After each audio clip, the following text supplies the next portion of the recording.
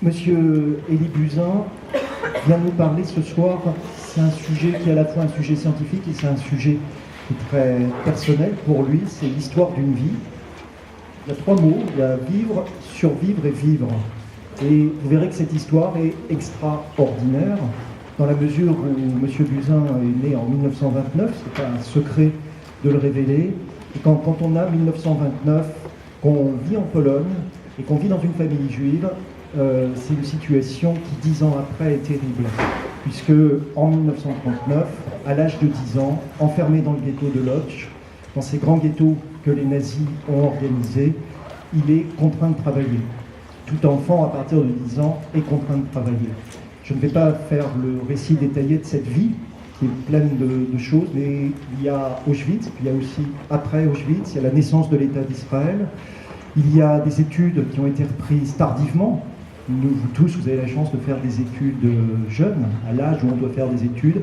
Refaire des études et devenir médecin à 27 ans, reprendre tout, à commencer par un bac, ça demande beaucoup de volonté.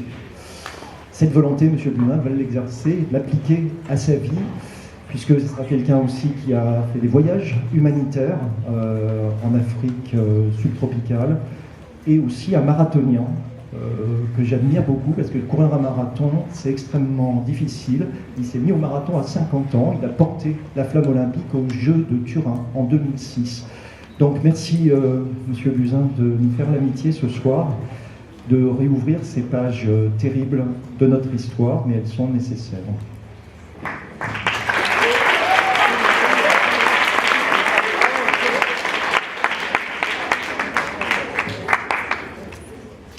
Merci.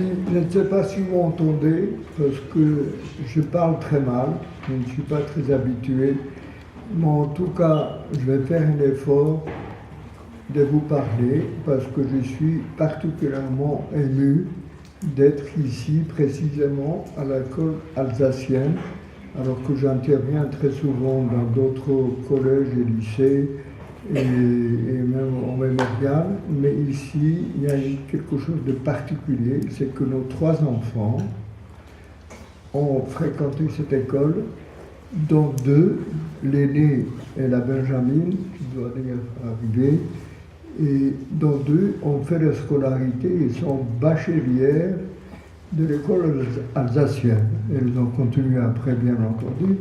Et par contre, le fils qui a fait son école primaire et la sixième, à la sixième, on nous a dit qu'il était un peu trop rêveur, trop artiste, il fallait redoubler la sixième. Comme à l'époque, les parents pouvaient s'opposer à ce redoublement, je suis venu ici pour protester de ne pas accepter. On l'a sorti, on l'a mis à Lavoisier, où il a été éjecté 2 ans après, parce qu'il n'était pas conforme, etc. Ensuite, en tout cas, il a eu son bachot, il a fait des études de design, et actuellement, il crée des bagnoles, comme on dit, des voitures, à Los Angeles, chez General Motors, où il a une position assez intéressante, il fait de très belles choses. Voilà. Ça, c'est l'invitation. Je dois insister qu'il y a aussi des générations suivantes, dont un petit-fils ici présent qui fréquente également l'école. J'espère qu'il sera bachelier également. Et donc, je suis très fier. D'ailleurs, c'est lui l'initiateur de ma venue ici, parce que je ne m'impose nulle part, jamais. Je réponds à des invitations, c'est lui qui a initié un petit peu chose là, donc d'autant plus que je l'ai amené à Auschwitz l'année dernière, il y a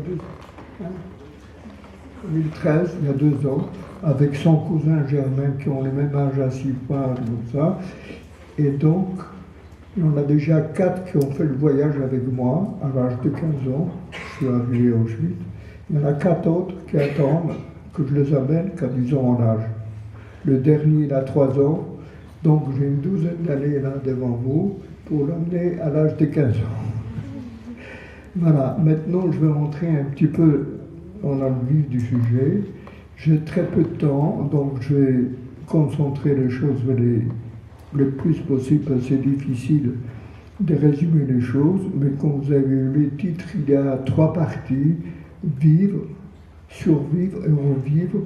Ces 3 parties sont d'inégale durée, mais si vous voulez, la première, c'est de 0 à 10 ans, la seconde, c'est 10 à 16 ans, et le reste, c'est de 16 ans à aujourd'hui, 23 novembre 2015. Et donc, il faut que je résume ces 3 périodes, et j'avoue que c'est assez difficile. Pour cette première période, je suis donc né en 1929 à Lodz, qui est une grande ville industrielle, qui a été dénommée le deuxième Manchester parce que l'industrie textile était très développée. J'y suis le benjamin de 3 enfants, un frère aîné de 11 ans et une sœur aînée de 6 ans. Moi, j'ai été le dernier venu, qui n'était pas tellement attendu, mais en fait, on m'a choyé, tout le monde, j'étais vraiment extrêmement, j'avais une enfance extrêmement favorable de tout le monde, des parents, de frères et sœurs, mais des grands-parents qui étaient en province, etc. Donc j'ai vécu dans un foyer uni et d'une façon tout à fait normale, comme vous tous d'ailleurs dans vos foyers, avec de l'amour, l'éducation, etc.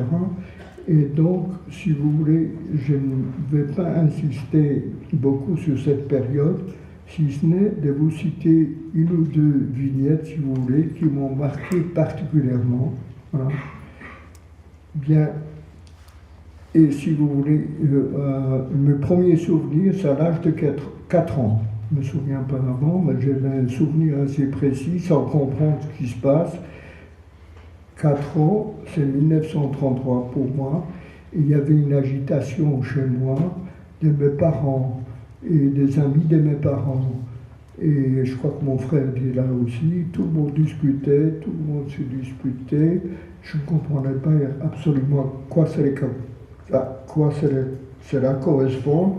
Et en fait, c'était l'avènement de M. Hitler qui est devenu chancelier de l'Allemagne en 1933. Et donc, si vous voulez, ces discussions, après j'ai compris de quoi on discutait et pourquoi on discutait, mais beaucoup plus tard, à l'âge 10, 11 ans après. Et ensuite, si vous voulez, je vais rappeler 2 petits détails. Du côté de ma mère, peut-être un petit détail de mon père. Mon père était un industriel très actif, très occupé, souvent absent, à voyager, à travailler, que j'ai finalement peu connu jusqu'à l'âge de 11 ans, 10 ans, 11 ans.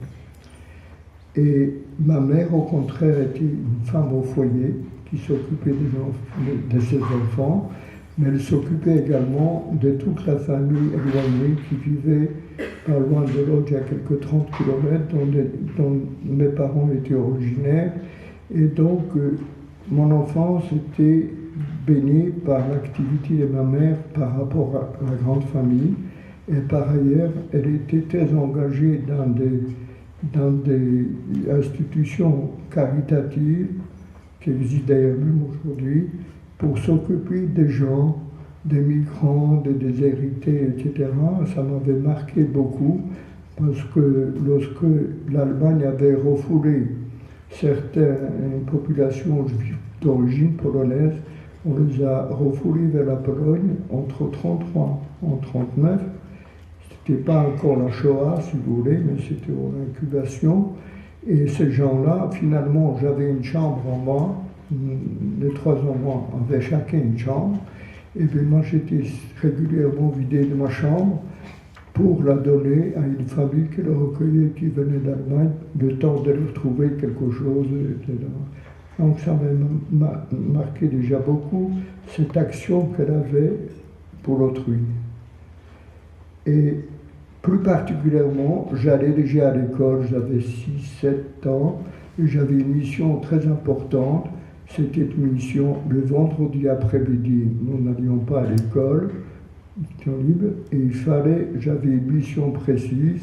Ma mère me donnait une cupule, avec des pièces de monnaie dedans, et je devais être à la porte de l'entrée de la cuisine, et où venaient des gens pauvres, des mendiants, qui venaient demander de l'argent.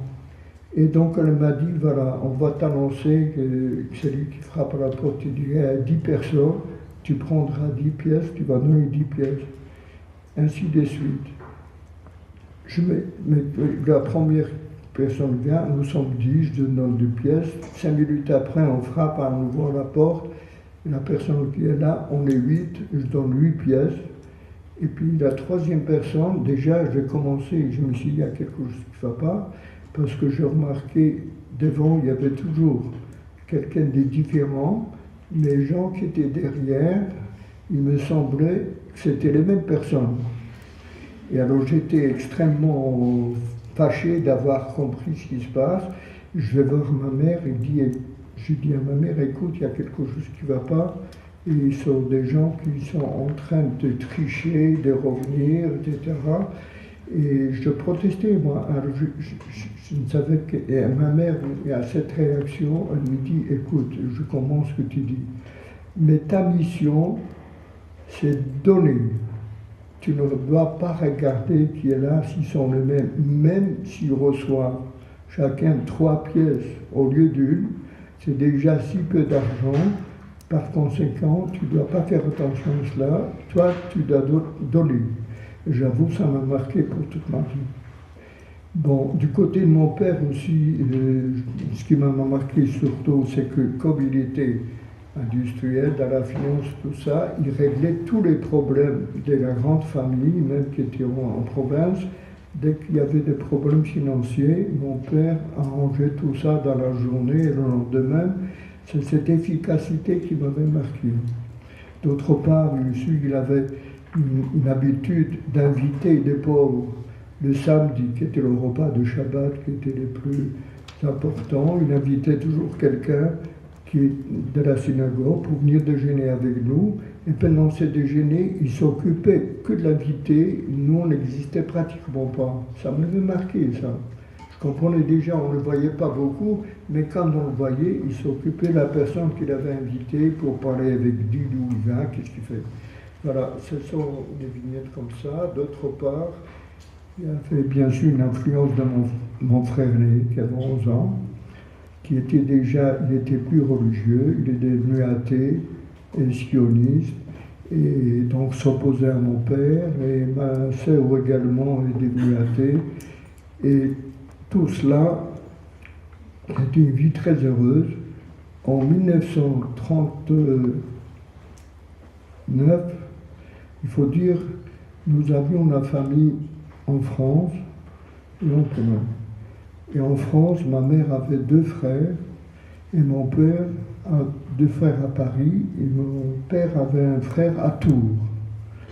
Et donc, je connaissais parfaitement notre famille de province, surtout un de mes oncles, le plus jeune frère de ma mère, faisait ses études à Paris. Il venait passer toutes les vacances universitaires chez nous pour passer les vacances avec nous.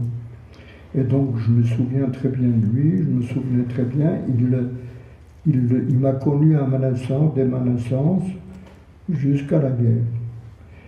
En 1939, il passait les vacances avec nous, il repart sur Paris au mois d'août, et à cette époque, ma mère, depuis quelques années déjà, elle allait faire, pour se reposer des vacances qu'elle a consacrées à toute la famille, c'est fatigant, elle partait faire une cure en montagne, et elle m'emmenait, moi, pour cette cure. Je l'accompagnais. On rentrait au mois de septembre.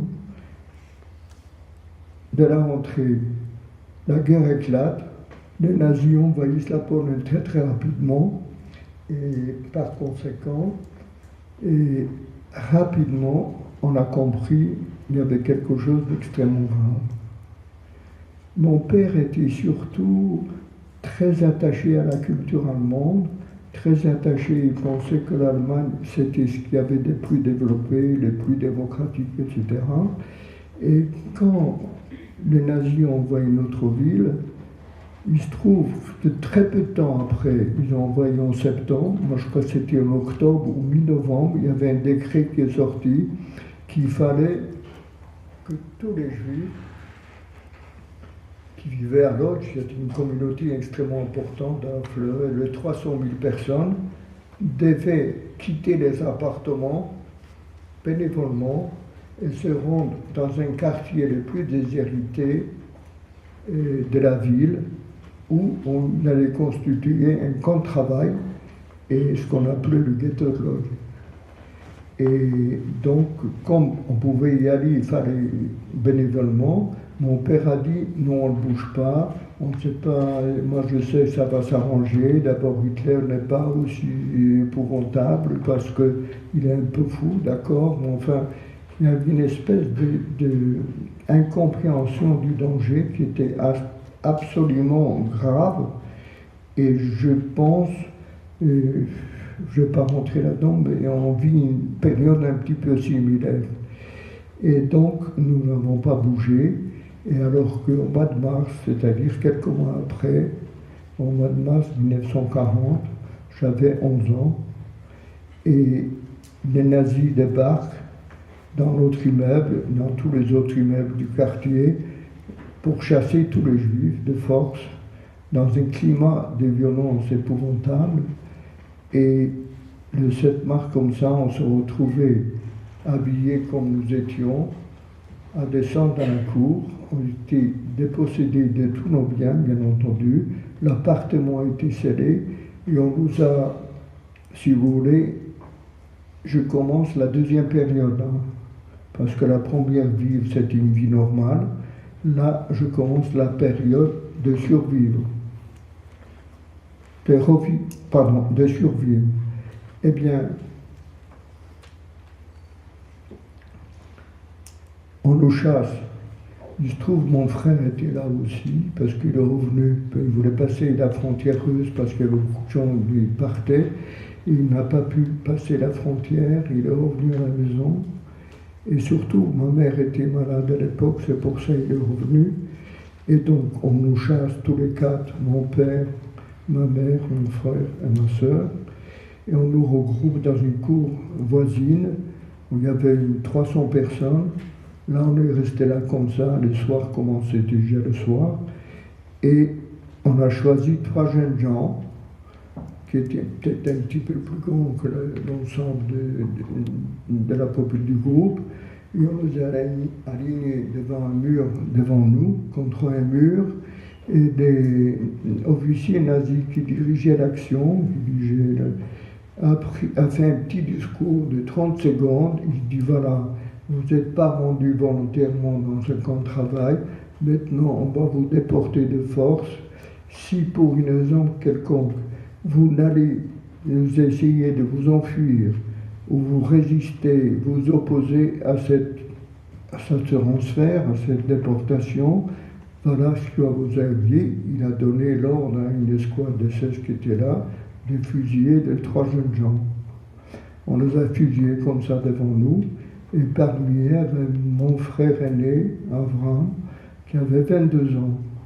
Il a été assassiné comme ça, devant sa mère, son père, ma sœur et moi. C'était quelque chose qu'on ne pouvait pas imaginer, on ne s'attendait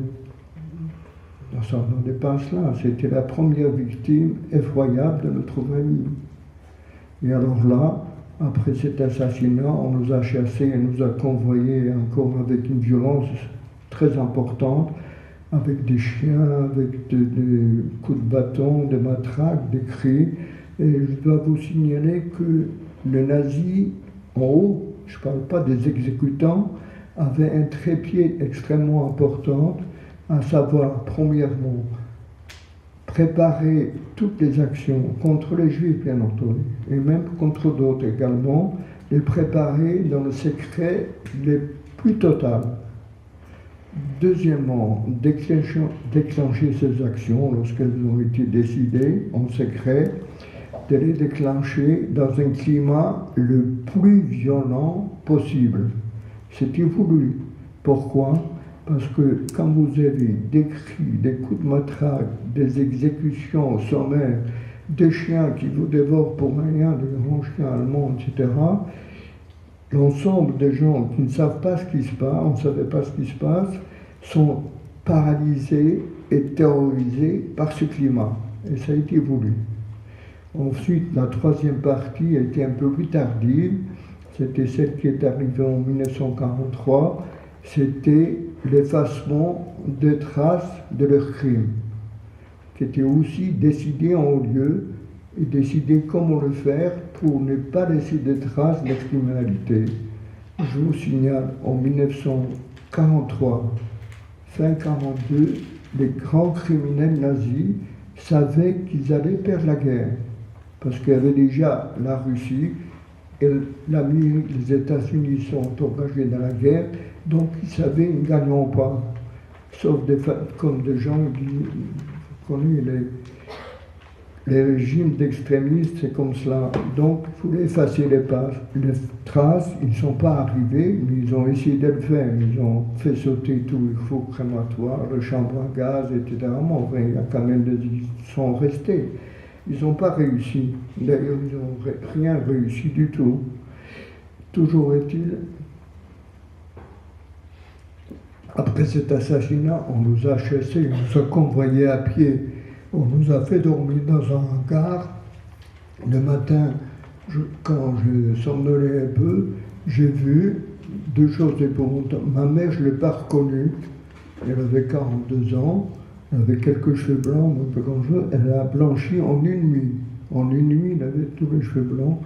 Mon père était totalement prostré, totalement abattu. Alors je connaissais un homme énergique, actif, etc. Je ne l'ai pas reconnu non plus. Et ma sœur, à la suite de cet assassinat, a commencé à faire des crises d'épilepsie réactionnelle extrêmement violentes. Vous voyez, c'est quand même un tableau. Et moi, j'étais, disons, entier. Enfin, j'étais. Et donc, je me suis senti en disant, je ne sais pas, il faut faire quelque chose. J'avais 11 ans. Je venais d'avoir 11 ans. J'ai eu 11 ans au mois de janvier. Nous étions le 7 mars. Donc, on nous a envoyés dans ce quartier. Là-bas, il fallait trouver. Heureusement, mon père a rencontré un de ses employés qui nous a aidé de trouver une pièce avec une petite cuisine pour tous les quatre et a commencé une période extrêmement difficile dans ces camps de travail, à savoir, c'est vrai que la cellule familiale existait encore, mais il fallait travailler. Tous ceux qui pouvaient travailler, il fallait travailler. Et le travail était imposé à partir des 10 ans. Et par conséquent, moi j'avais un peu plus de 10 ans, et ma sœur était malade, elle ne pouvait pas travailler, mon père était totalement déprimé, et ma mère également. Donc, ils ne pouvaient rien faire, mais ce qu'il y avait à cette première période, ceux qui travaillaient avaient droit à d'étiquettes d'alimentation d'environ 900 à 1000 calories, et ceux qui ne travaillaient pas avaient aussi droit à une alimentation qui se montait à 700 calories. Et je peux vous dire, très rapidement, on a fermé complètement le camp en mois de juin, hermétiquement, on n'avait plus aucune communication avec l'extérieur, parce qu'il n'y avait pas de tout l'égout, et comme à Varsovie par exemple, donc on était isolé du monde, et dans des conditions très difficiles d'hygiène, d'alimentation, etc., de sorte que la situation s'est dégradée très très rapidement, une mortalité liée à des épidémies, à des maladies infectieuses, le typhus, la tuberculose, j'en passe, et puis la dénutrition également décimait les gens. Il y avait une mortalité importante entre 40 et 42, croissante, et on était obligé de traîner les cadavres dehors. Il y a même des gens qui mouraient dans la rue. Les conditions étaient extrêmement difficiles et pénibles. Et en 1942, les nazis avaient remarqué, savaient très bien que la proportion des improductifs, ce qu'on appelle, c'était la proportion de gens qui ne pouvaient pas travailler était très importante, et par conséquent, ils ont décidé de sortir, d'éliminer tous ces gens. Et les enfants, la limite était 10 ans. 10 ans, à partir de 10 ans, ils devaient rester, ils pouvaient travailler. Et il faut vous dire, il y avait de jeunes enfants. Il y avait 20 000 enfants. Et parmi ces jeunes enfants, il y avait même des enfants qui sont nés dans le camp. Puisque la cellule familiale était conservée, il y avait de jeunes couples qui avaient des enfants qui avaient 3 mois, 6 mois, 1 an, etc. Et par conséquent, les mères étaient jeunes, elles pouvaient travailler, et il fallait qu'elles se séparent des enfants. Je ne sais pas si vous pouvez imaginer ce que ça veut dire d'arracher des bras d'une mère qui a un bébé de 6 mois. Elle savait qu'on le prenait à la destruction. Je peux vous dire que cette période était extrêmement difficile. Ils venaient dans les maisons, ils faisaient un triage sur une sélection. Chez nous également, on est descendu en bas. J'avais interdit, je vous signale, qu'en 1942, j'avais 13 ans. Et que mon père, qui était dans un état de dépression très profonde, a trouvé un peu d'énergie pour me permettre de faire ma bar mitzvah, ce qu'on appelle ma majorité religieuse, qui était déjà difficile parce que c'était assez clandestin, assez dangereux. Tout de même, je l'ai eu. À cette occasion, ma mère m'a tenu un discours très bref en disant, voilà, maintenant tu as 13 ans, donc tu es grand d'après la loi, que tout ce que tu vas faire est comptabilisé sur ton compte, tous tes péchés, etc. Mais il y a une chose que je te demande, c'est que moi, ni ton père, compte tenu de notre âge et tout ça, notre état général, ni ta sœur qui est malade, même qu'elle soit jeune, ne survivront pas. Et toi, tu es le seul qui doit tout faire pour survivre, pour tenir le coup, pour essayer de retrouver notre famille en France, à Paris, pour leur raconter, on ne savait pas ce qui se passait ailleurs, pour leur raconter ce qui est arrivé à notre famille ici en Pologne. Et ça m'a porté beaucoup, parce que c'est une espèce d'ordre, une espèce de vocation à survivre, Et donc on est descendu en bas. Ma sœur, j'ai dit, tu ne descends pas, parce que j'avais peur qu'elle fasse une crise en bas, elle aurait été exécutée sur place. Donc elle est restée là-haut, on a caché sur le lit, elle s'est couchée sur le lit, je me suis dit, s'il ne la trouve pas, ou s'il la trouve, tant pis, mais s'il ne la trouve pas, on verra. Et puis moi en bas avec mes parents tout de suite éliminés pour aller dehors, il y avait un camion qui attendait, et moi on me demande mon âge, j'ai dit j'ai 13 ans, quand 13 ans c'était l'âge, j'avais plus que 10 ans, par conséquent on dit de rester. J'ai vu mes parents sortir, et je me suis dit, ce n'est pas possible, je ne peux pas me séparer d'eux. Et vous savez, la différence du moins au début, entre 40 et 42, entre d'autres camps de travail de concentration, c'est que là, la cellule familiale existait encore. C'est-à-dire, j'étais avec mes parents, avec ma sœur. C'est très important pour la survie des gens, même si les conditions étaient extrêmement difficiles. Le fait que le noyau familial existe était extrêmement, ça l'a aidé à survivre. Et quand j'ai vu mes parents arrachés comme ça, je me suis dit, je ne peux pas les laisser tout seuls, et je vais aller avec eux. Et je suis sorti, mais en sortant, je me dis, si tu pars avec eux, ta sœur, elle est fichue. Et alors j'ai été pris comme ça, et en sortant dehors, je voulais monter dans le camion avec mes parents. Et je regardais les 16 là qui gardaient le camion avec son chien, avec sa mitraillette, etc. Il se trouve qu'ils regardaient de l'autre côté. Ils ne regardaient pas le camion, ils regardaient ce qui se passait autour. Je ne sais pas ce qu'ils regardaient d'ailleurs, il n'y avait pas grand-chose à voir. Et quand j'ai vu cela, je me suis approché du camion. Ils étaient derrière. Heureusement, s'ils avaient été au fond du camion, je n'ai jamais pu le faire. J'ai pu les descendre il y avait un marchepied sur le camion et on est rentré dans l'immeuble. Ça a pris 30 secondes, 40 secondes, c'est très rapide. Et c'est ainsi qu'ils ont échappé à cette déportation, à la destruction. Et donc ils sont restés avec moi. Ma sœur, ils ne l'ont pas trouvé là-haut. Et ils ne l'ont pas trouvé, donc nous sommes restés tous les quatre. Seulement la différence, c'est que moi j'étais la seule personne légale qui travaillait, qui avait le droit des tickets d'alimentation, alors que mes parents et ma sœur n'existaient plus. Ils étaient là, mais ils n'existaient plus. Ils n'avaient droit à aucune alimentation ni rien, pour vous dire que cette période était très difficile. Mais on arrivait, moi je m'étais engagé, je ne vais pas rentrer dans les détails, comment on fait pour survivre à 4 alors qu'il n'y a qu'une personne qui travaille, qui a 13 ans, 14 ans, 15 ans. Mais enfin, toujours est-il, nous avons tenu le coup et c'est ainsi qu'en 1944, alors qu'on arrivait à avoir des brins de renseignements de l'extérieur, on savait que les Russes approchaient par l'Est. On savait aussi avec un front du côté de l'Ouest par les Américains, les Alliés, et donc on espérait tout ça, ça va prendre fin. Et comment on s'en sortir plus ou moins rapidement, j'étais très content puisque j'étais avec les parents, ma sœur, on vivait encore.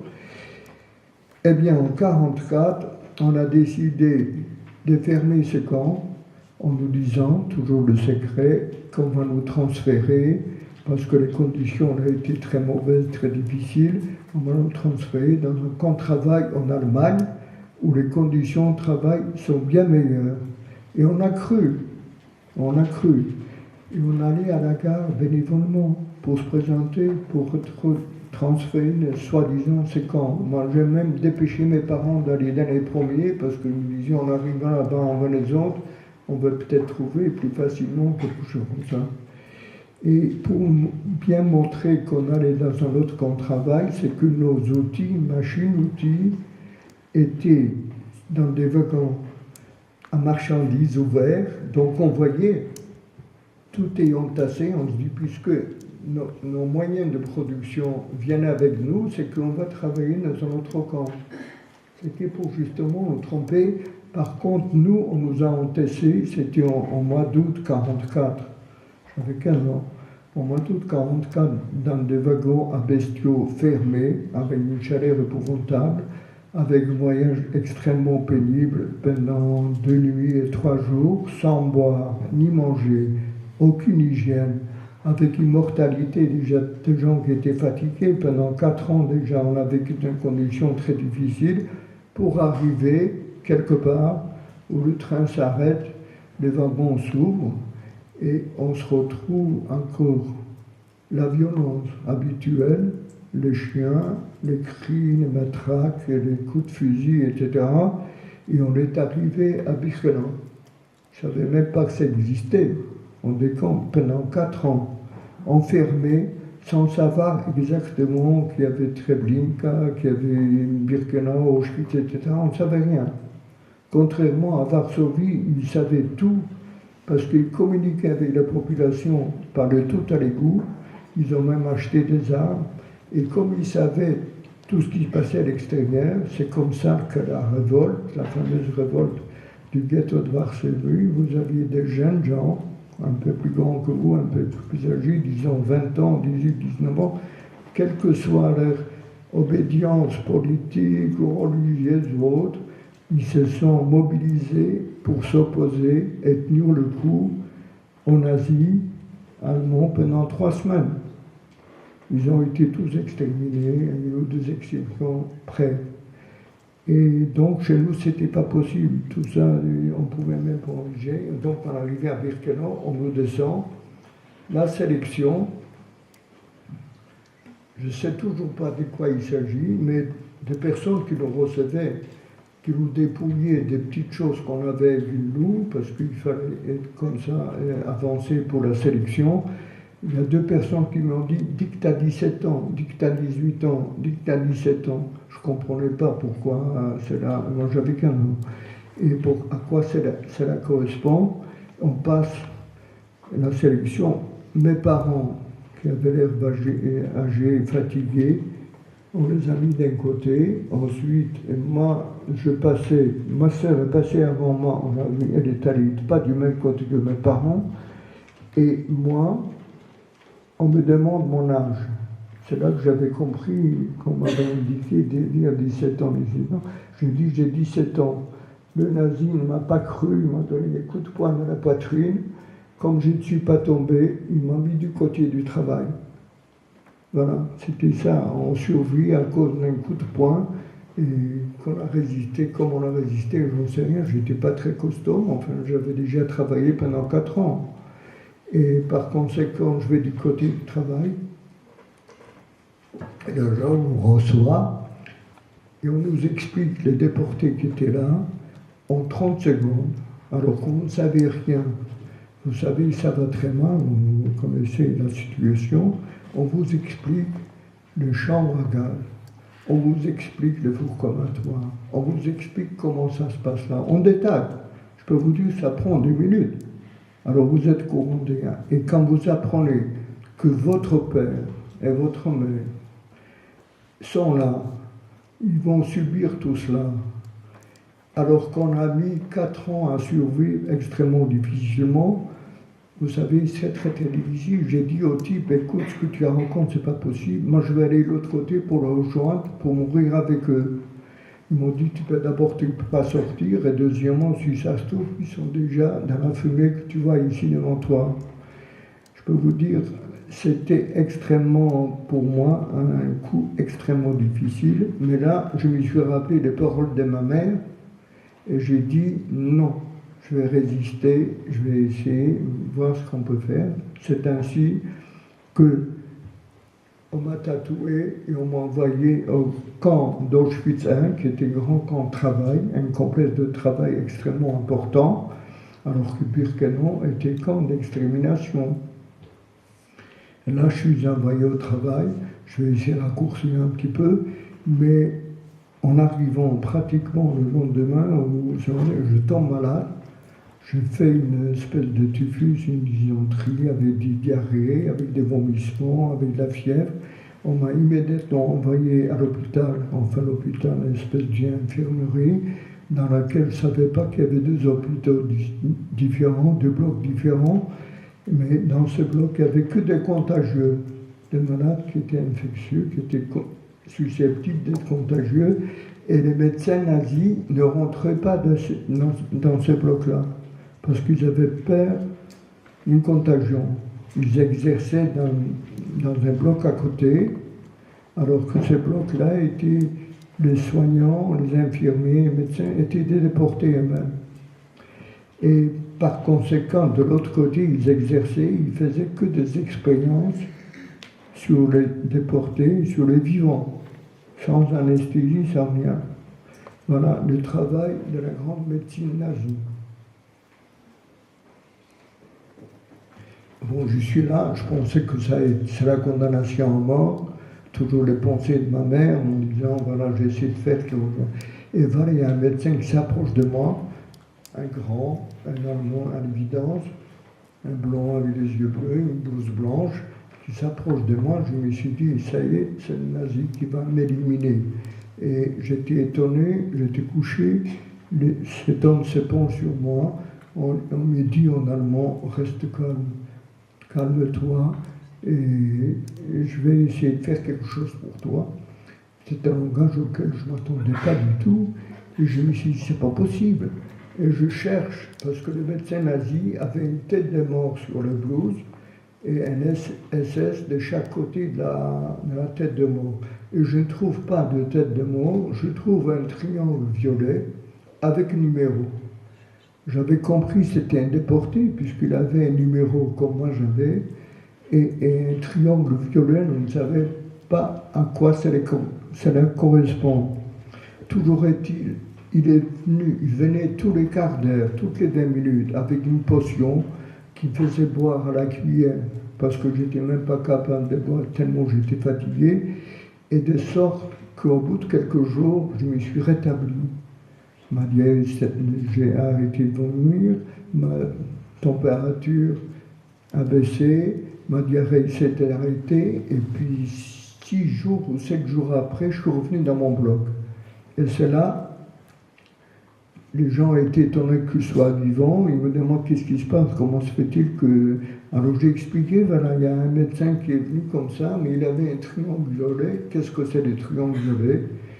Alors on m'a expliqué, écoute, tu sais, il y a beaucoup de triangles dans ce camp, et chaque triangle, il permet de repérer les gens, de savoir avec qui vous parlez, avec qui vous êtes.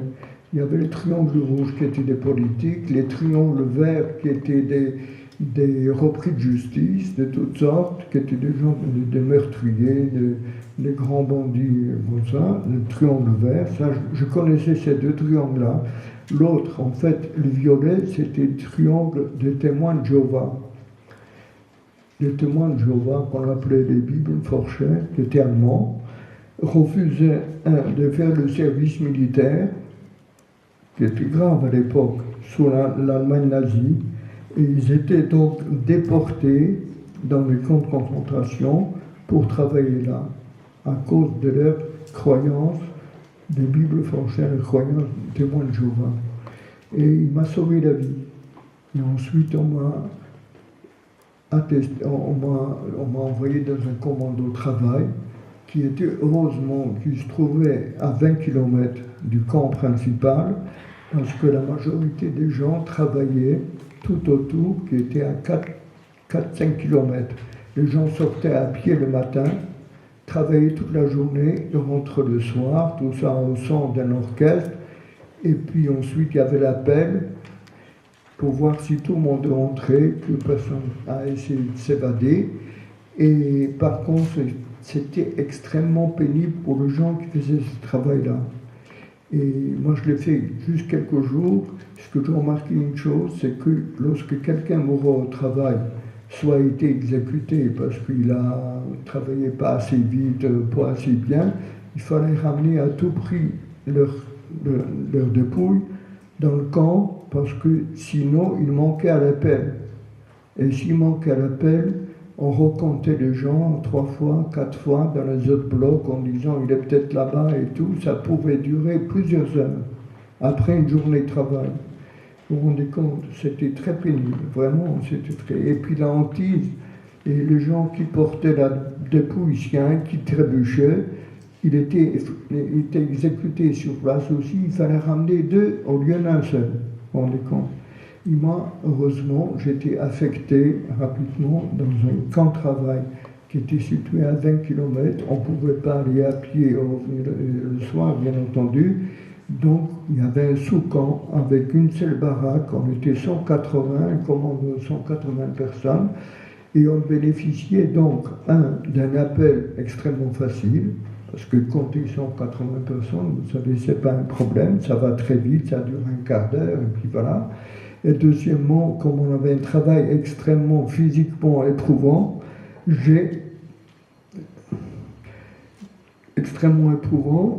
on avait une ration alimentaire un petit peu meilleure que celle dans le camp principal. Donc c'était une chose très importante. Et puis bon, heureusement je ne suis pas resté très longtemps, puisque nous sommes arrivés au mois d'août, et au mois de janvier, on nous dit, ça y est, prenez vos affaires, on liquide les camps. On ne savait pas très bien de quoi il s'agit. Et là, on nous chasse. Moi, j'avais déjà une certaine expérience des passages comme ça. Donc, je me disais, ça va mal. Mais en fait, janvier 1945, le 16 ans, on nous aligne la colonne par 5, marche. À la marche, on commence à marcher, convoyé par des SS à cheval pour nous surveiller. Et la marche, très rapidement, c'était après une journée de travail déjà. Et le soir commençait, la nuit commençait, et on commençait à marcher. Il faisait très très froid, il faisait moins 15, moins 20. Et très rapidement, on s'est rendu compte qu'il y a des gens qui ne pouvaient pas marcher, ou ils trébuchaient, ils tombaient.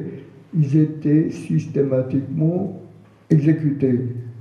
Ils étaient exécutés, après on appelait cela la marche de la mort. C'était ça la marche de la mort, parce qu'il n'y avait que la mort. Eh bien, ces exécutions étaient épouvantables. D'abord, vous voyez, vous dites, si vous faites un faux pas, vous y êtes là. Et deuxièmement, il fallait prendre le corps et le jeter sur le bas-côté de la route, soit d'un côté et de l'autre côté, qui était plus proche. Sinon, les gens qui venaient derrière avaient des colonnes, vous savez, des dizaines de milliers de gens d'Auschwitz. Eh bien, ils trébuchaient sur les cadavres, ils tombaient, ils étaient exécutés à leur tour. Et donc, c'est une obsession encore. Vous savez, comme l'obsession au travail dans le camp principal, là, c'est une obsession. Et la route était noire de chaque côté, avec des cadavres, des milliers de cadavres qui se détachaient de la neige blanche. Et je peux vous dire, c'est extrêmement impressionnant. Bon, après cette marche, on arrive à une gare. On a marché 100 km à peu près. On arrive à une gare. Bon, on s'arrêtait la nuit, bien sûr, on nous donnait à boire, soi-disant, une espèce de soupe, café, je ne sais pas. Et on repartait le lendemain. Arrivé à la gare, on nous a embarqués dans des wagons à marchandises ouverts en janvier 1945, remplis de neige à moitié. Parce que les wagons stationnaient, je ne sais pas depuis combien de temps, là, etc. Voilà. On est exténué par la marche, fatigué, le froid, on rentre dans des wagons en 120, 140 personnes, et les trains partent sans savoir où, comment, combien de temps. C'est toujours la même chose, c'est une espèce de secret, la violence toujours là, et le SS qui est assis au-dessus, dans chaque wagon, il y a un SS assis avec des fourrures, des choses, etc. Il est en train de manger boire du café, manger du lard, etc. Et nous surveille. Le moindre mouvement, si quelqu'un vous, parce que le wagon est ouvert, vous vous dites pourquoi vous n'êtes pas évadé. Après tout, on peut sauter, même si c'est un pot, on peut vous soulever pour basculer dehors. Surtout que le train s'arrêtait souvent, il n'allait pas très vite. Eh bien, dès qu'il apercevait quelqu'un qui posait là que la main sur le bord du wagon, et il avait une mitraillette, il mitraillait en même temps, non seulement celui qui, soi-disant, voulait s'évader, mais les autres qui étaient à côté aussi. Et donc, je peux vous dire, l'évasion n'était pas facile. Mais on voyage comme ça, je ne vais pas donner trop de détails, c'est un peu trop long, comme il y a pas mal de détails qui ont permis, comme il y a des Allemands qui, chez nous donnaient un peu d'eau lorsque le train était, notre wagon était arrêté en dessous d'un pont. Bon, nous avons crié de l'eau, et bien imaginez, tout le monde passait sans vouloir voir ce qu'il y a en bas, avec ça ils étaient au courant de rien, et puis il y a quand même un Allemand qui est revenu avec une corde, un seau d'eau, pour nous donner de l'eau, parce qu'on criait vastement, c'est la soif plus que la faim. Eh bien, le seau d'eau arrive en bas, dans le wagon. Moi, j'étais assis au fond, là, dans un coin, j'étais très fatigué, mais les gens qui étaient à côté du seau sont levés pour boire. Et comme ils étaient plusieurs, chacun voulait boire, chacun tirait le seau de son côté pour boire, et le seau s'est renversé. Et l'Allemand, là, moi j'ai observé l'Allemand sur le pont, il était là à tenir sa corde. Je pense qu'il pensait récupérer son seau après que les gens, tranquillement, gentiment, veuillent bien boire de l'eau qu'il a rapportée. Quand il a vu cette bande de sauvages en train de se battre et en train et son seau, renverser son seau, alors que lui, il a fait une chose extraordinaire, d'apporter de l'aide. Au lieu de récupérer son seau, il a pris, d'abord il nous a traités de tout l'allemand, vous pouvez imaginer, en allemand, je ne vais pas répéter, il a jeté la corde, il est parti. Voilà, c'était un petit détail. Toujours est-il, on est arrivé après un voyage comme ça, pénible, encore 2 nuits, presque 3 jours, on arrive quelque part, un camp à l'évidence, il y a la cheminée du four crématoire tout de suite à l'entrée du camp. Je me suis dit, comme il y avait 40% de gens qui sont morts dans le wagon pendant le voyage, je me suis dit, c'est un camp d'extermination, puisque là j'étais déjà très au courant du camp de travail, camp d'extermination. Eh bien, je me suis dit, c'est fini. Eh bien, les gens qui nous recevaient, les déportés, qui étaient déportés, souvent des Allemands anti-nazis qui étaient dans ces camps depuis plusieurs années déjà, nous ont dit, calmez-vous, vous savez, ici, c'est pas un camp d'extermination, parce qu'ils connaissaient parfaitement tout. Ici, c'est pas un camp d'extermination, c'est un camp de travail, etc. Moi, je lui dis, ça y est, on essaie de nous mentir pour nous cacher les terrains. Eh bien, je dis à un déporté comme ça, je lui montre le four crematoire. Alors il me dit, non, c'est un four crematoire, effectivement, mais ici, il n'y a pas de chambre à gaz. Les fours crématoires, c'est pour incinérer tous les gens qui sont morts, on a dit, normalement au travail. Je lui dis, il me raconte encore des histoires, je ne voulais pas le croire, et on nous dirige vers les douches, qu'on appelle, vous savez, il faut se déshabiller et désinfecter. Dans tous les camps, c'était comme ça, on vous dépouillait de tout, on vous rasait les têtes, et on vous plongeait dans une bassine désinfectante extrêmement violente et tout, et ensuite dans la douche. Je me suis dit, ça y est, ça c'est la chambre à gaz, et c'est fini. Et j'ai une pensée vraiment profonde pour ma mère, en disant que j'ai tout fait jusqu'à maintenant, mais malheureusement, ça ne marche pas. Et qu'est-ce que je sens? Que au lieu des gaz, que j'attendais les gaz à succion, en fait, il y a de l'eau tiède est arrivée, et nous avons pu bénéficier vraiment d'une douche. Ensuite, on nous a habillés et on nous a amenés dans le camp. Et donc, je me suis dit, quand même, les gens n'ont pas menti, c'est pas un camp d'extermination, puisqu'on était, ceux qui étaient vivants étaient là. Je ne vais pas rentrer dans les détails, on nous a d'abord parqués parce qu'il y a eu énormément de gens qui sont arrivés d'Auschwitz et d'autres camps de Pologne à cette époque-là, puisqu'on a replié tous les gens sur l'Allemagne. Et donc, il n'y avait pas de place. Et on a improvisé un camp, ce qu'on appelait le petit camp, où il y avait des écuries, dans lequel il y avait des chevaux. Et il y avait 70 chevaux, je crois, dans une baraque dans laquelle on tassait 400-500 personnes, dans des conditions effroyablement difficiles d'hygiène, de famine, tout ce que vous voulez. Eh bien, et tout ça en hiver, il ne faut pas oublier, en janvier 1945. Enfin là, heureusement, on ne sait pas très bien pourquoi il y avait une mortalité, tout c'est important, et on ne savait pas pourquoi. On nous a transférés, surtout les jeunes, nous étions 16 ans, 17 ans, 19 ans, on nous a transférés dans des blocs, dans le grand camp, qui était le grand travail, dans lequel il y avait des gens, des déportés qui vivaient depuis 6, 7, 8 ans, les Allemands. C'était le premier camp qui a été érigé pour les opposants en asile à Buchenwald, qui était dans un bois de chêne et un très grand bois, une forêt. Et on a fait en 1937. Et nous étions en 1945. C'est-à-dire, il y avait des Allemands qui étaient là depuis 8 ans à faire des travaux épouvantables avec une mortalité importante. Il y avait en plus des déportés politiques de toutes les nations européennes, notamment il y avait le bloc français important, avec tous les déportés politiques de France, etc. Nous ne savions pas tout ça, et on nous a transférés dans ce camp, on a érigé 2 blocs pour jeunes, adolescents, donc il y avait même 3 enfants qui avaient 10 ans, qui sont rentrés en fraude dans le camp, ce qu'on appelait les enfants de Buchenwald d'après.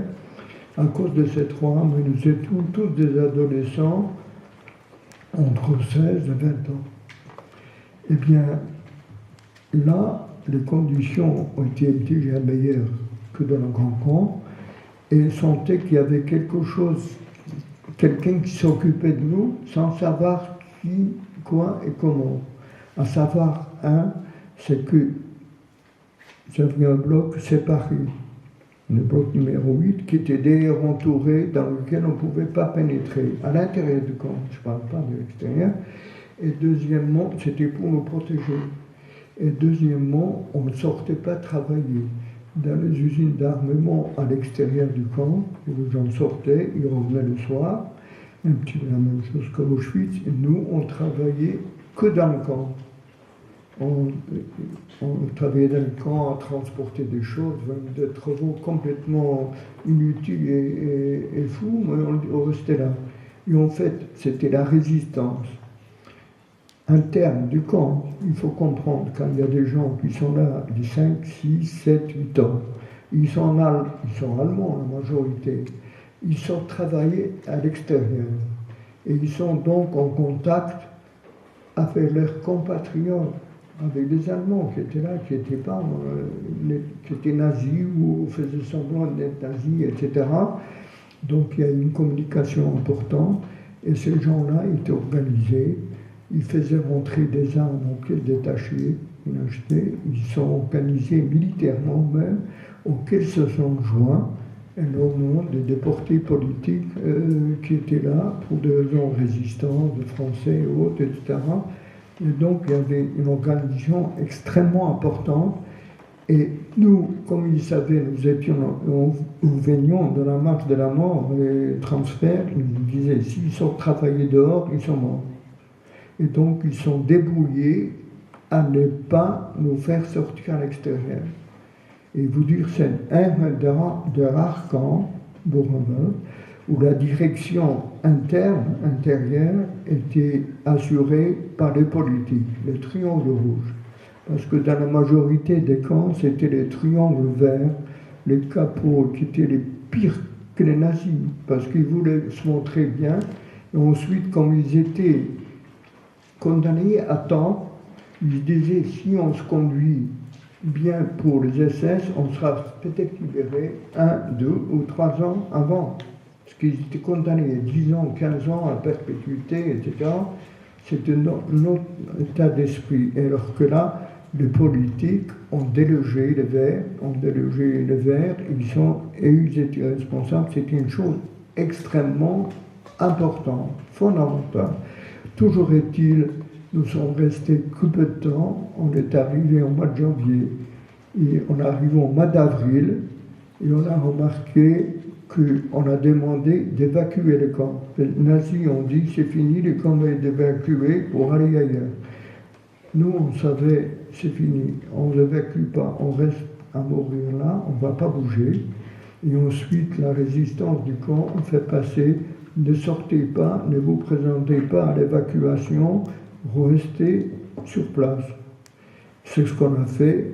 Les nazis ont déguerpi, on l'a vu le 11 avril, le matin ils ont déguerpi, on les voyait partir comme des souris, vraiment d'une façon. Et puis très rapidement, vers midi, 1h je crois, on a vu le drapeau nazi qui était au-dessus à l'entrée du camp, on a vu que le drapeau est baissé, qu'il y a un drapeau blanc à la place, et puis il y a un haut-parleur qui communiquait avec tous les blocs. Il y a quelqu'un qui parle, il dit, écoutez, je suis un tel, il s'est nommé, déporté, etc. Je prends le commandement du camp et nous sommes libres. Il ne faut pas bouger, suivez mes instructions, mais je pense, et nous avons pris le contrôle du camp, c'est-à-dire les déportés de l'intérieur ont pris le contrôle du camp.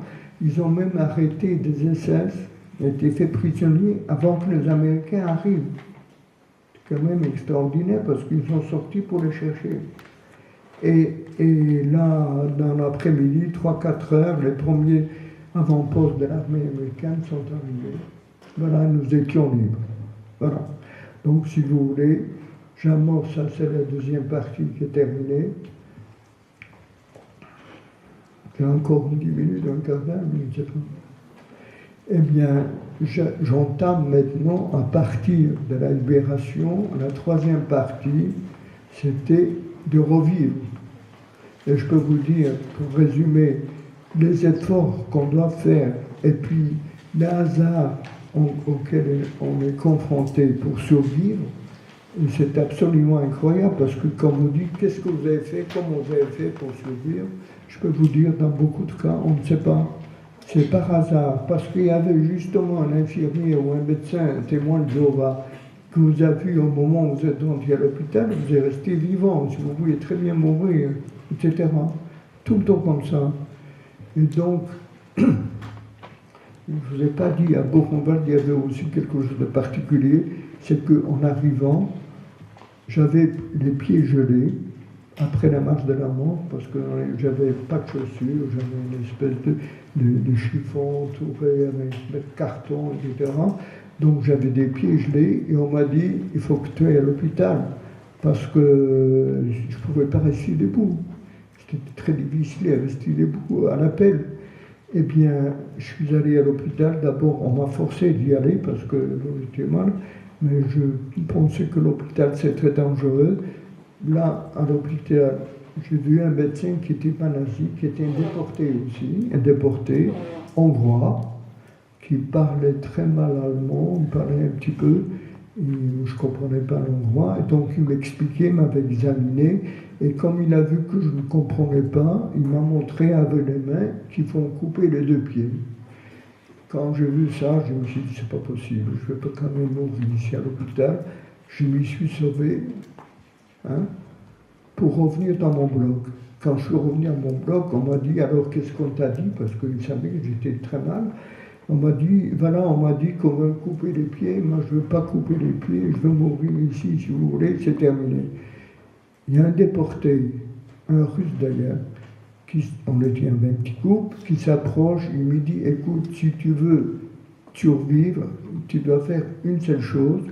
Alors, je demande d'accord, il faut que tu trempes tes pieds alternativement dans de l'eau froide et dans de l'eau chaude, mais tu dois le faire jour et nuit.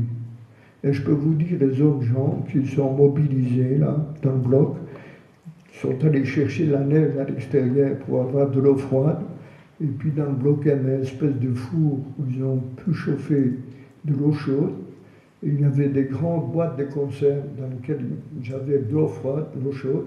J'étais assis comme ça, chaque fois, mettre les pieds.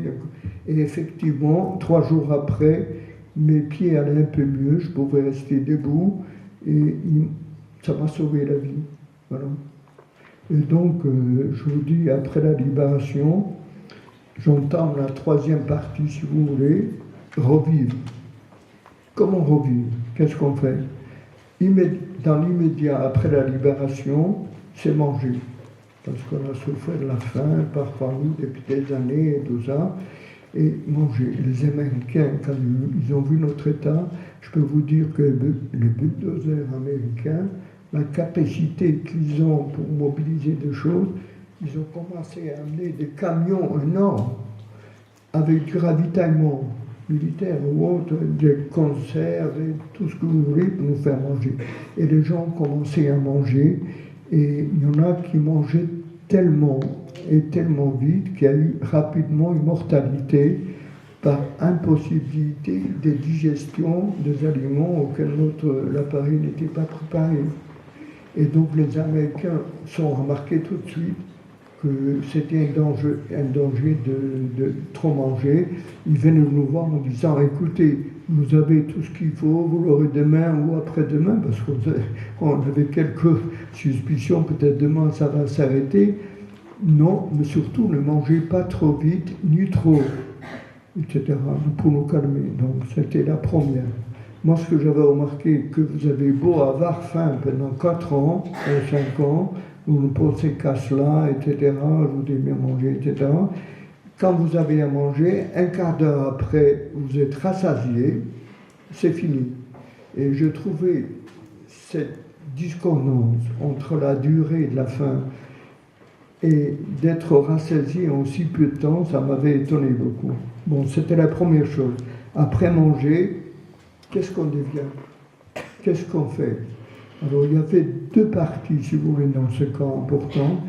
Tous les politiques qui ont été libérés le même jour, le 11 avril, étaient rapatriés très rapidement dans les différents pays, selon l'importance de leur position politique ou autre. Vous savez, la gradation qui existe même maintenant, ils étaient rapatriés. Certains, on venait chercher en avion, et d'autres en train ou en voiture, peu importe.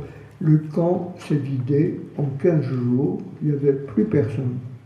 Et il faut dire, tous ces déportés-là, qui ont vécu très difficilement dans ce camp de travail, avec des conditions très difficiles, un travail épuisant avec une mortalité importante. Ceux qui ont survécu sont revenus dans leur pays, ils ont retrouvé leur famille, ils ont retrouvé leur maison et leurs biens, même leurs femmes qui étaient parfois avec quelqu'un d'autre, peu importe, mais ils retrouvaient leurs femmes, etc. Donc vous pensez que c'était quand même quelque chose. Et nous étions 900 adolescents, nous avons survécu grâce à tous ces gens qui nous ont sauvé la vie, nous ont permis de tenir le coup jusqu'à la libération.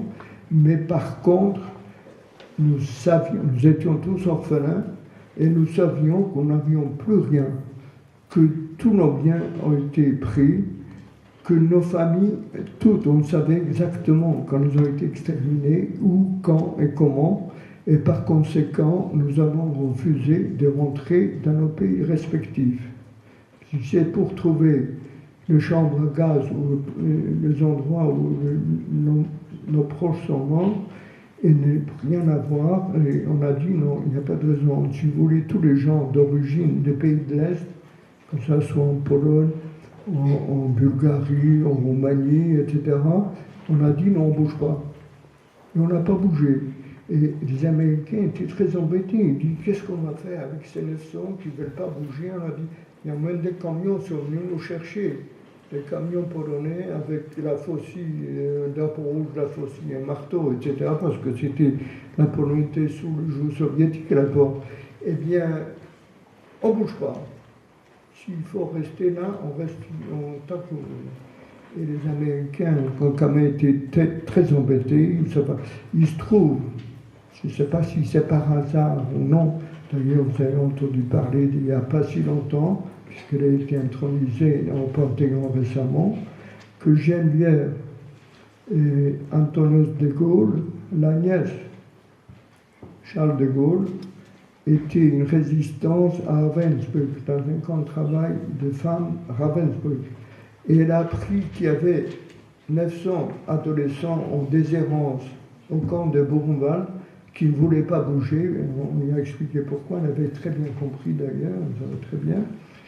Et là, on leur reparlait à De Gaulle, à son oncle, et son oncle avait décidé de faire une action humanitaire, comme on le fait maintenant. Il a dit, la France va accueillir 426 des 900, vous voyez, presque la moitié. Et il a sensibilisé tous les autres pays européens pour qu'ils prennent chacun un groupe plus ou moins important qu'ils pouvaient. Et tous les tuberculeux, tous les malades sont allés en Suisse, par exemple. Et tous les autres, ils dispatchaient l'Angleterre, la Suède. Et nous, il y avait 426 qui sont arrivés en France. Et j'avais la chance d'être dans ce groupe-là. Par hasard, d'ailleurs, parce que les listes ont été faites d'une façon aléatoire. Et quand je suis allé voir celui qui a fait la liste, j'ai dit, écoute, j'ai peut-être la famille en France, les gars, j'ai vécu, est-ce que je peux être sûr que je vais en France? Il m'a dit non, les listes sont faites, vous savez, comme ça, les deux choses l'une. Si tu es dans un bon groupe, tu iras. Mais si tu es dans un groupe pour aller en Suède ou ailleurs, tu iras en Suède et de là-bas, tu vas te débrouiller pour venir en France. Enfin, je trouve que j'ai eu la chance une nuit d'être dans le bon groupe. On arrive en France. Alors, le trajet est épouvantable parce qu'en Allemagne, depuis Buchenwald, on voyageait dans des wagons. Il y avait une quatrième classe en Allemagne. Il y avait des wagons, troisième ou quatrième classe en bois absolument épouvantable. Et donc, on a voyagé dans des conditions difficiles. On arrive à la frontière française. On a reçu avec des fanfares, avec des bonbons, des chocolats, etc. Je vous signale que De Gaulle, son idée était non seulement de nous faire vivre en France, mais de faire de nous des pupilles à la nation, de nous adopter. Vous voyez? Ce qui était quand même une chose extraordinaire, mais il faut dire malheureusement que les grands fonctionnaires à l'époque disaient c'est pas possible de recevoir des gens comme ça, qui vont mettre 10 à 20 ans à mourir sur le compte de l'État, etc.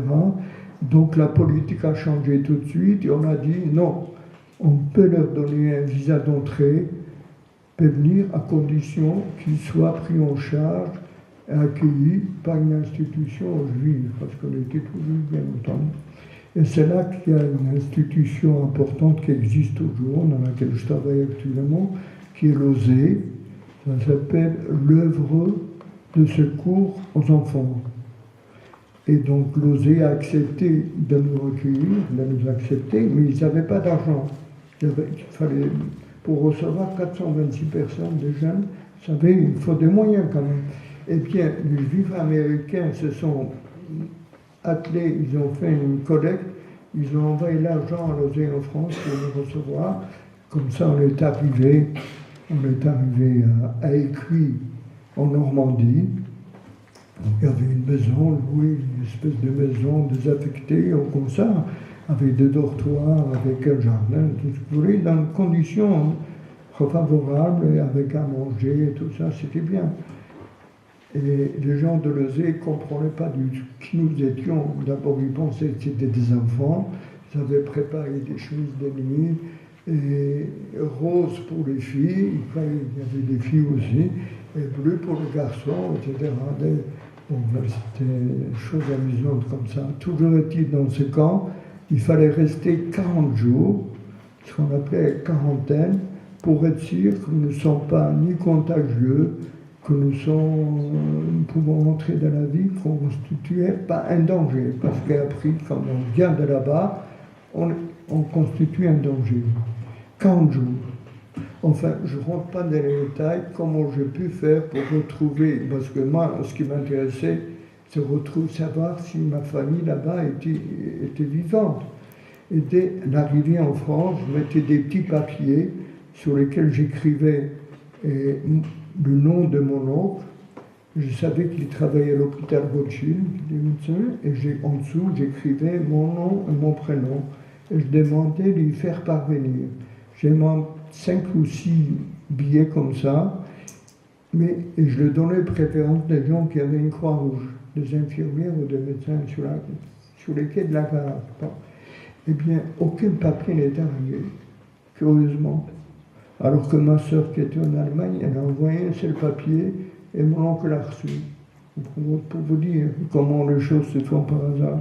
Eh bien, comme je n'ai pas eu de nouvelles, je me suis dit, comme je savais déjà ce qui se passait en France, qu'il y avait la déportation, etc., je me suis dit, bon, ils ne sont pas là, ils ont été déportés comme les autres, voilà. Et là, je m'étais dit, je vais partir tout de suite en Palestine, parce qu'il y avait un groupe qui a quitté Écueils. Nous sommes arrivés au mois de juin, début juin. On est resté dans le camp de Buchenwald pendant 2 mois. Je peux vous dire, après la libération, rester dans ce camp pendant 2 mois, c'était pas très marrant. C'était très débilitant. Eh bien, quand on était au mois de juin, et déjà au mois de juillet, août, fin juillet, août, il y a un groupe de ces... Quand on a appris que notre avenir en France n'était pas tellement assuré, qu'on avait juste un visa et qu'après il fallait se débrouiller avec l'OSE, il y a tout de suite 190 jeunes qui ont eu des certificats d'immigration en Palestine, légaux, ils sont partis.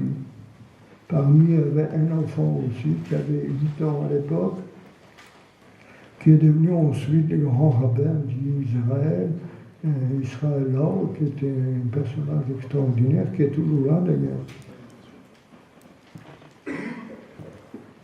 Et donc, il se trouve, je vais raccourcir, mais enfin, moi, je dis, tous mes oncles sont morts, les familles aussi, et il y avait une éducatrice du camp où j'étais. Elle partait pour Paris pour arranger des choses. Je lui ai dit, voilà, tu vas... On était très brutaux, on était très difficiles, vous savez. On avait 16, 17, 18 ans, on était des vieillards aguerris, hein, croyez-moi. Et je lui ai dit, voilà, il faut aller à l'hôpital Rothschild pour voir s'ils connaissent mon oncle, si mon oncle est là. si tu ne vas pas le faire, tu ne reviens plus ici. Elle m'a promis qu'elle va le faire, elle est allée, et quand elle est à Paris, elle avait plein de choses à faire, elle a vu qu'elle n'aura pas le temps d'aller à l'hôpital, elle a téléphoné. Elle téléphone, je m'excuse de parler de choses comme ça, mais c'est fondamental. Elle demande, il y avait des standardistes, vous savez, à l'époque, avec des choses comme ça, elle demande, je voudrais savoir si vous pouvez me donner des nouvelles du docteur Perrin. Elle dit, oui, justement, il est de garde à l'hôpital, je vous passe. Elle passe à mon oncle, cette femme, elle là, au bout du film, à la seconde, elle lui dit, écoutez, votre neveu, Elie Buzyn, se trouve dans un camp à Écueil, il vient d'arriver en déportation de Pologne, etc. Et alors, mon oncle, qui ne savait rien de ce qui s'est passé avec la famille là-bas, ses parents, il dit, vous vous trompez, madame, c'est pas Elie, c'est Abraham, parce qu'il pensait, mon oncle pensait, si quelqu'un a survécu la famille, parce que moi j'étais gamin, si quelqu'un a survécu, c'est lui, parce qu'il avait 20 ans, il avait 22 ans, il était costaud, etc. Alors il dit non, c'est pas moi, c'est Elie. Et il lui dit 2 fois comme ça de suite, il lui dit, ils sont bagarrés, finalement, elle a raccroché, puisqu'il ne voulait pas la croire. Hein. Il me dit, je viens de le voir, il a 16 ans. Quand elle a raccroché, mon oncle lui dit, mais si elle disait la vérité. Et immédiatement, il se l'a pris, il n'avait pas de voiture, il y avait vélo à l'époque, c'était en 1945, il ne faut pas oublier. Il réquisitionne un coffret à lui, le docteur, il s'appelait Cheval, que j'ai connu très bien après. Le docteur Cheval avait une voiture, il m'a dit, tu arrêtes ta consultation, laisse tout tomber, tu viens avec moi tout de suite en Normandie. Ils sont partis, il était militaire, mon oncle était médecin capitaine à l'époque, et puis ils arrivent à Écueil, et puis on m'appelle, on était dans, il y avait une espèce de pré là-bas, une pelouse, etc., on discutait, on ne sait plus ce qu'on faisait entre nous, comme ça. On m'appelle, je me dis, bon, on m'appelle, je ne sais pas pourquoi, je vais vers une espèce de perron dans cette maison, et je vois un militaire là qui était sur le perron, je monte, et je le reconnais immédiatement. Je ne l'ai pas vu depuis 5 ans. Je l'ai vu en 1939, et nous étions en 1945, et je l'ai reconnu. Et bien entendu, c'était le premier d'avoir trouvé, des 426, nous étions là, j'étais le premier qui a trouvé un proche de sa famille, en France en plus, sur place. Et vous ne pouvez pas imaginer, nous étions tous les deux dans les bras, m'embrassaient, et puis tous les autres étaient en train de pleurer. Mes amis, chose comme ça qui était absolument incroyable, inimaginable. Alors il me dit, est-ce que tu sais que ta sœur est vivante? Alors j'ai dit non, je sais qu'elle est morte parce que j'ai trouvé sur aucune liste, il y avait des listes qui circulaient, je l'ai trouvée sur aucune liste, je suis sûr qu'elle est morte. Il dit non, elle n'est pas morte, il me sort de la poche un petit billet écrit de sa main en disant voilà, je suis très malade à l'hôpital, mais je suis vivante. Et elle a écrit son nom, elle a donné à une personne. Laquelle personne a donné à une autre? C'était en fin fond en Allemagne, près de Bergen-Belsen là-bas. Et puis, il a reçu ces mots-là. Moi, j'ai envoyé en France 5 mots, il n'y a aucun état pour vous dire la différence. Toujours est-il, il me dit, tu viens tout de suite, je t'emmène chez moi, c'est fini. Alors je dis, bon, mais on a dit, il faut demander une permission au commandant du camp pour savoir, pour m'amener. Et je suis dans le bureau du commandant du camp, qui était capitaine, il était militaire aussi, Rosen, il s'appelait Rosen. Et donc, moi je ne parlais pas le français, je le signale, je ne comprenais même pas un mot. Et je vois mon oncle en train de discuter avec le capitaine, puisqu'il voulait m'emmener. Et j'entends que la discussion commence à monter d'une façon très importante, il commence à s'engueuler. Et moi je demande à mon oncle qu'est-ce qui se passe. Alors mon oncle, pour lui, j'étais le gamin qu'il a connu à l'âge de 10 ans, etc. D'accord, il a vécu la guerre et tout. Il me dit, tais-toi, c'est pas ton affaire, t'en mêle pas, etc. Mais d'une façon assez sèche. Hein. Et puis je vois la discussion à un moment donné. Bon, il était armé, il avait un pistolet. Il sort le pistolet, mon oncle sort le pistolet, il le braque sur son capitaine, qui était militaire comme lui, il braque sur l'itinérant. Et je me dis, moi qui étais quand même assez sensibilisé au problème des revolvers, des mitraillettes, etc., je me suis dit, il va y avoir un malheur épouvantable, comme ça. J'étais glacé, j'étais complètement. Je le vois comme ça, il a braqué pendant 5 secondes, je ne sais pas. Il a posé sur le bureau qui était là, une espèce de table, et ils ont continué à discuter parce qu'ils ne voulaient pas me laisser partir. Il a dit qu'il faut qu'il reste 40 jours, nous avons des ordres, et on n'était pas à 40 jours, on était loin de là d'ailleurs. On était là, j'étais là-bas peut-être 15 ou entre 15 et 20 jours. Finalement, il a cédé. Il m'a permis, on m'a emmené. Bon, je ne vais pas rentrer beaucoup dans les détails, mais j'étais le seul, entre mes camarades, du moins dans l'immédiat, d'avoir trouvé une famille proche qui voulait pour moi le maximum de choses. J'étais dans la possibilité, si vous voulez, matérielle ou autre, de vivre normalement. Et il m'a dit, bon, tu as perdu quelques années pour étudier, tu peux rattraper tout ça, tu vas passer ton bachot, tu vas faire tes études, etc. Et puis, il faut dire, moi je n'entendais pas comme ça. À cette époque déjà, au bout de quelques mois, je me suis dit, moi, je ne peux pas rester en Europe. Il est exclu.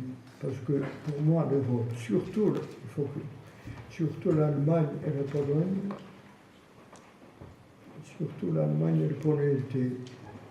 je ne retournerai jamais là-bas. Et je ne voulais pas fouler le sol de ces deux pays-là parce qu'il était imprégné de sang et de sang de tous les nôtres. 6 millions. Eh bien, je me dis, je ne peux pas. Et en plus, j'ai pris conscience qu'en France, alors je pensais peut-être comme ça, j'ai pris conscience à tort d'ailleurs, que tout le monde était soit des collabos actifs qui ont participé à la déportation de une grande partie de ma famille, mes tantes, mes cousines, etc., et que ceux qui n'étaient pas collabos actifs étaient des collabos passifs par leur indifférence. Et je dis, je ne vais pas rester en Europe, parce que moi, toute l'Europe, finalement, dans mon esprit, était plongée un petit peu dans ce chaos, si vous voulez, nazi. Et par conséquent, je suis parti. Bon, maintenant, je vais arrêter. Je suis parti en Palestine, un peu à cause de mon frère, parce que lui, il voulait partir. Et moi, je me suis dit, je vais aller à sa place. Je suis allé. Je suis arrivé, je me suis engagé à Gala ici déjà. Je suis parti avec des faux papiers. Je suis arrivé. J'ai fait la guerre de l'indépendance. Ensuite, j'ai travaillé dans un kibbutz. On avait une ferme collective où la vie communautaire était la plus élaborée, le communisme au plus haut, si vous voulez, degré. Il y avait l'égalité était parfaite, et je ne change pas de détails parce qu'on a en préparé. Toujours au bout de quelques années, j'avais envie de faire des études. Là-bas, je n'avais pas de famille, donc je suis rentré en France. Et là, il y avait toute une histoire, comment faire pour avoir le bachot, alors que j'avais 25 ans. J'arrive en 54. Alors, c'est toute une histoire, mais fait quand même, j'ai pu avoir le bac. J'ai mon bachot, je suis bachelier de l'Académie d'Alger. Parce que je suis parti en Algérie, j'ai trouvé un job de pion, de maître d'internat dans un grand collège à Oran, ce qui m'a permis de préparer et passer mon baccalauréat. Voilà. Après le bac, je suis rentré en France, j'ai commencé mes études de médecine, je dirais presque normalement, comme tout le monde, le PCB, la première année, etc. Juste un petit fait, c'est que, commençant mes études, j'étais externe des hôpitaux, j'ai remarqué que mon tatouage, que j'avais depuis plus de 10 ans, devenait un handicap. Pourquoi? Parce que les jeunes, mes collègues avaient tous 10 ans de moins que moi. Ils ne connaissaient pas grand-chose de la guerre. Ils me demandaient qu'est-ce que c'est ces numéros, est-ce que c'est le numéro de ta copine, etc. Comme je n'avais pas du tout envie de leur parler de la Shoah, de ce que j'ai vécu et tout ça, c'est très comme ça. Et ça, c'était déjà une chose qui me gênait beaucoup. Mais deuxièmement, la génération plus âgée, c'est-à-dire nos profs, nos maîtres en médecine, qui savaient ce que c'était le nazi, la déportation, tout ça, avaient une espèce d'attitude de condescendance en disant ce pauvre, il a souffert, etc. C'est là que j'ai décidé de faire enlever mon numéro. Je ne sais pas si on pouvait le projeter, non? Voilà. Et j'ai enlevé mon numéro que j'ai gardé de longues années. Et voilà. Et j'ai pu faire une vie normale après, une vie familiale. Il faut vous dire ce qui est très important, nos épouses. J'ai rencontré ma femme, j'étais interne, en troisième année d'internat. Je suis obligé d'arrêter déjà. Ah, on m'entend pas, non, excusez-moi. Donc, pendant mon internat, j'ai rencontré ma femme. Nous sommes rapidement mariés.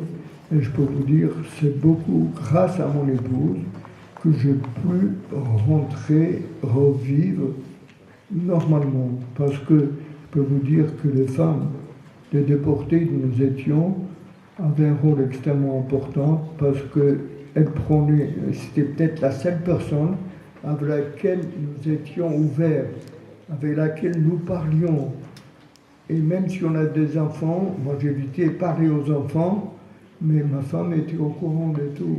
Et c'était un soutien absolument extraordinaire. C'est grâce à elle, bon, avec les enfants, bien entendu, elle m'a même beaucoup aidé dans ma vie professionnelle. J'avais une vie professionnelle extrêmement importante, très hospitalière, et puis privée, etc. Elle m'a vraiment aidé. Et il faut vous dire que après cette première période, nous étions bien installés, nous vivions déjà dans rue du Val-de-Grâce, où nous sommes maintenant. Eh bien, à 43 ans, comme elle m'a à côté de moi pour m'aider, pour m'épauler, elle a perdu beaucoup d'amis, elle a décidé, parce qu'elle a laissé tout tomber pour vivre avec moi, à 43 ans, elle avait décidé de reprendre des études. Et donc, j'étais tout à fait favorable qu'on reprenne des études, parce qu'elle avait arrêté, elle était concours général de philosophie à son baccalauréat, et donc je voulais faire, elle a dit non, je ne peux pas faire la philo, c'est plus possible, je veux faire des études de psychologie. J'étais tout à fait partant. Les enfants, les deux derniers étaient encore relativement jeunes. C'est fini. Alors, voilà. Est-ce que je peux juste... je n'ai même pas vu, c'était... Vous avez vos deux filles qui sont là-bas. J'arrête. On va pas arrêter complètement. D'abord, je vais vous dire une chose, c'est que je n'ai jamais entendu aussi peu de bruit et ce calme dans cette salle après 1h30 de conférence. Vous venez de remporter un record qui est celui...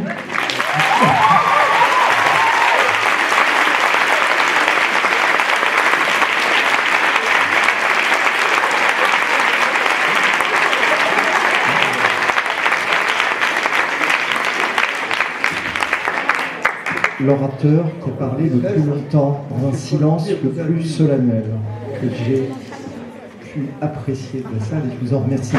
Bon, donc, il est quand même 6h30, 18h30. Je pense qu'il y a peut-être des questions, et que ces jeunes gens qui ont votre âge, quand les choses que vous nous avez racontées se sont passées, ont peut-être des questions à vous poser. S'il y a des personnes qui ont des contraintes fortes, parce que je vois là des gens qui partent parce qu'ils ont des rendez-vous, des choses comme ça, c'est le moment. Est-ce qu'il y a des questions? Je vais faire passer le micro dans la salle.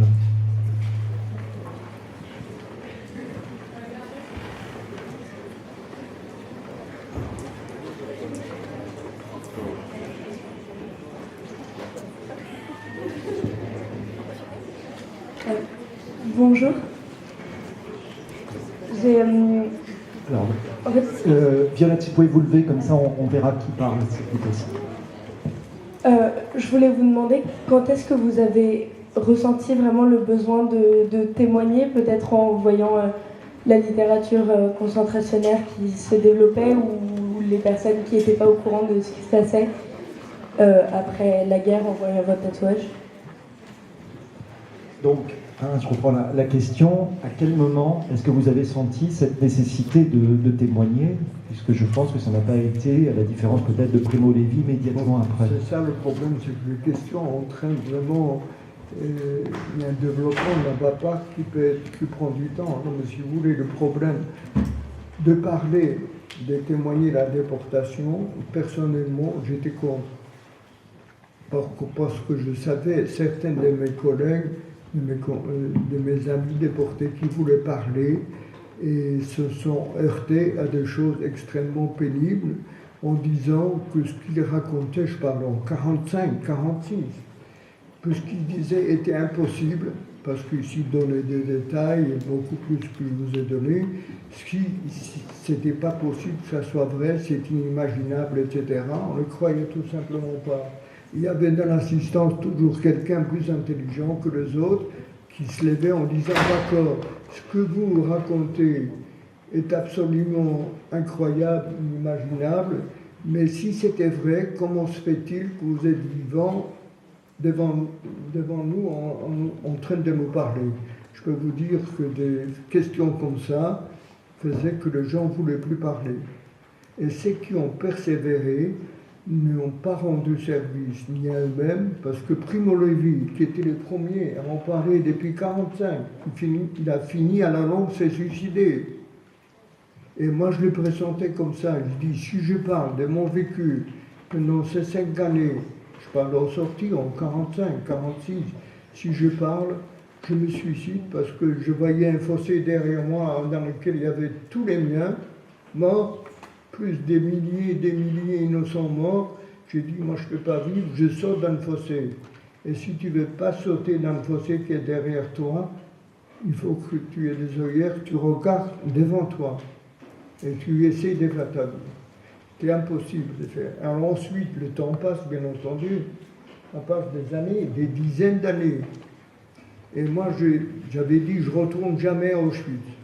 Je ne retourne plus jamais, ni en Allemagne, pour des raisons. Mais ça, vous savez, il n'y a que les imbéciles ne changent pas d'avis. Hein. C'est comme ça. Et par conséquent, quand notre fils a décidé d'aller à Auschwitz, pour voir où ses grands-parents qu'il n'a pas connus ont disparu, enfin ils ont été assassinés, si vous voulez, sauvagement, et il savait que je ne voulais pas y aller. J'ai dit non, je vais aller avec toi. Ils nous ont fait un voyage à l'époque de 6 jours, avec un groupe déportés, mais pour témoigner vraiment, il fallait beaucoup plus de temps après. En quelle année êtes-vous retourné à Auschwitz pour la première fois? La première fois, retourné à Auschwitz, 93, il y a 20 ans, 22 ans. 22 ans. Voilà, je pense que pour les élèves de terminale, ça leur parlera. Les années 80, 90 sont les années où il y a une mémoire qui se constitue. Je suis pas retourné, 48 ans. Est-ce qu'il y a une autre question, peut-être?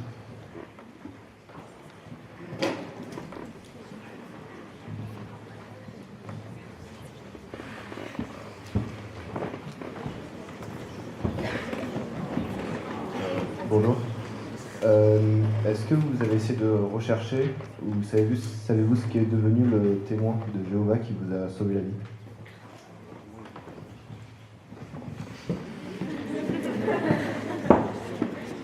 Excusez-moi. La question, c'était est-ce que vous avez retrouvé le témoin de Jéhovah? Est-ce que vous avez su qui était le témoin de Jéhovah qui vous a sauvé la vie? Oui, c'est une question vraiment un peu particulière en ce sens que je n'ai jamais revu un médecin infirmier. Simplement, j'ai été impressionné que les témoins de Jéhovah m'ont sauvé la vie. Et je peux vous dire, je ne me souvenais plus du tout ça. Je ne pensais pas d'ailleurs de ça. Mais lors de mes remplacement. Vous savez, quand on finit l'internat, l'assistanat, etc., on cherche des déplacements pour savoir. J'ai fait un remplacement à Sainte-Ménéhould. Vous connaissez, non? Sainte-Ménéhould? On mange des pieds de porc là-bas. Alors, à Sainte-Ménéhould, j'étais chirurgien. À l'époque, je faisais encore la chirurgie générale et l'orthopédie, les deux ensemble. Et je vois en consultation une femme assez âgée qui vient me voir pour un cancer de l'utérus avec l'aide du médecin. Donc je l'examine, je lui dis oui, il faut être opéré et par conséquent, on va vous donner une date et tout ça. Et elle est venue accompagnée de 3 personnes, ce qui était rare généralement. Et en fait, elle lui dit, d'accord docteur, je vais bien être opéré, mais sachez une chose, je suis témoin de Jéhovah, et ma famille ici présente est témoin de Jéhovah aussi. Par conséquent, j'accepte d'être opéré à condition de ne pas être transfusé pour rien au monde, même si je dois mourir sur la table d'opération. Déjà à l'époque, ils avaient des papiers. Ils discutaient, les gens, s'il est rallié quelque chose, ce n'est pas de leur faute, c'est la volonté du patient. Juridiquement, ils avaient le droit de le faire. Je ne rentre pas dans les détails, donc je me suis dit quand même, et c'est là que ça fait tilt. Témoin de Jéhovah, tout ça, il faut que je fasse quelque chose pour cette femme. Bon, mais après avoir examiné, ils doivent opérer, et j'ai vu que un des fils, ils étaient très méfiants, ils n'y croyaient pas du tout. Alors je leur ai dit, écoutez, je vais vous dire la vérité. En principe, ces opérations, en général, on peut les mener pas sanglantes. Mais de temps en temps, on peut avoir un problème de saignement, d'hémorragie important, et je vous dis tout de suite que je ne la laisserai pas. Votre éthique est la vôtre, mais moi j'ai mon éthique à moi de médecin et de chirurgien, et je ne la laisserai pas mourir faute de soins et faute de transfusion, et elle sera transfusée. Par contre, je vous promets que je ferai tous les efforts que je peux pour que ne le soit pas. Et j'ai pris sur moi, à l'époque déjà, ça m'étonne encore aujourd'hui, j'ai dit à un des fils, j'ai dit, écoutez, la seule chose que j'accepte exceptionnellement, c'est que vous soyez dans la salle d'opération, on va vous habiller comme il faut, vous allez assister à l'opération, vous allez voir de 2 choses l'une. Ou, je l'espère, je vais l'amener au bout dans des conditions satisfaisantes, sans transfusion, mais si ça va très mal, je vais la transfuser, vous serez là pour voir que je vais transfuser. Vous voyez, ça s'est passé comme ça. Alors ici, on a eu faire un conciliabule, tous les 4 à côté. Finalement, ils ont dit, docteur, on vous fait confiance, que vous ferez tout ce que vous pouvez, je ne vais pas aller assister à l'opération à ma mère. Voilà, ça s'est passé, et je l'ai opéré, on s'est mis d'accord avec l'anesthésie, avec toute l'équipe pour faire en sorte pour qu'il n'ait pas besoin de transfusion, j'ai pu faire cette opération sans la transfuser. Et c'est tout. Après, c'était fini. Et après, c'était fini, témoin de Jéhovah. Mais des années après, je reçois un monsieur qui a un accident de moto sur le périphérique. Il a une fracture, une fracture de la jambe et tout ça. Bon, je dis, il faut vous opérer, votre jambe est dans un état épouvantable, tout ça. Il dit, d'accord, je vais t'opérer. Sachez, je suis témoin de Jéhovah et qu'il ne faut pas me transfuser, exclu. Et en plus, je suis dans le comité médical de témoin de Jéhovah. Donc, je connais parfaitement la question, etc. Voilà. Alors, c'est revenu. Je me suis dit, d'accord, messieurs, je suis d'accord pour vous, je vais devoir vous transfuser, sauf exception, parce qu'on peut vous opérer avec un carreau. Voilà, ça c'est. Et là, je suis rentré en plein pied pour travailler avec les témoins. Je suis devenu le chirurgien qui ne transfuse pas. À l'époque, c'était avant le sida encore. On ne peut pas parler du sida. J'étais un des premiers à accepter, à accéder, et effectivement, on peut énormément opérer sans transfusion. Voilà. En tout cas, merci beaucoup.